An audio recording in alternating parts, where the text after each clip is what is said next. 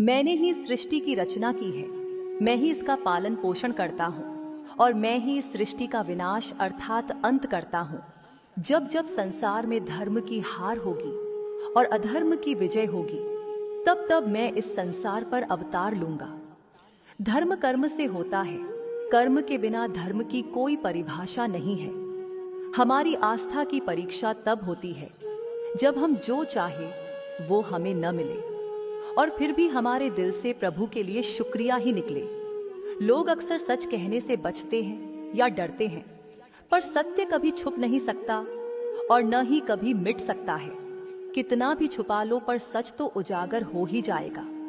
अहंकार से इंसान की प्रतिष्ठा, वंश, वैभव तीनों ही समाप्त हो जाते हैं। आत्मा अमर है, इसलिए मरने की चिंता कभी मत करो।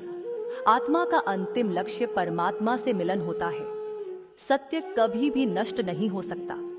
मौन सबसे अच्छा उत्तर है ऐसे व्यक्ति के लिए जो आपके शब्दों को महत्व नहीं देता। नर्क जाने के 3 द्वार हैं, काम, क्रोध और लोभ। कर्म करो और फल की इच्छा मत करो। समय कभी किसी के लिए नहीं रुकता।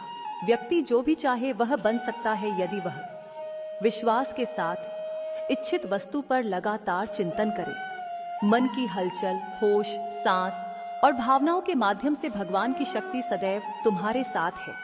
शांत रहने से सभी दुखों का अंत हो जाता है और शांत मन मनुष्य की बुद्धि को शीघ्र ही स्थिर करने में और परमात्मा से मिलन करने में सहायता करती है। जो बात सच पर आधारित होती है उसे कहने, करने और मानने से हमें कभी नहीं डरना चाहिए। प्रेम सदा ही माफी मांगना पसंद करता है और अहंकार सदा ही माफी सुनना पसंद करता है। एक बार किसी को माफ करके अच्छे बन जाओ, लेकिन दोबारा उसी इंसान पर कभी भरोसा करके बेवकूफ ना बनो। धर्म केवल हमें रास्ता दिखाता है, परंतु मंजिल तक तो कर्म ही पहुंचाता है। इंसान की इच्छा पूरी नहीं होती है तो उसका क्रोध बढ़ता है और उसकी इच्छा पूरी हो जाती है तो लोभ बढ़ता है। इसीलिए जीवन की हर स्थिति में अपने धैर्य को बनाए रखें। जिस मनुष्य के चारों तरफ नकारात्मक ऊर्जा वाले लोग रहते हैं, उस मनुष्य का मंजिल से भटक जाना निश्चित है। आज यदि आपके दिन बुरे चल रहे हैं तो कल अवश्य ही अच्छा होगा। आप केवल निस्वार्थ भाव से अपना कर्म कीजिए। जो मार्ग ईश्वर ने आपके लिए खोला है उसे कभी भी कोई बंद नहीं कर सकता है।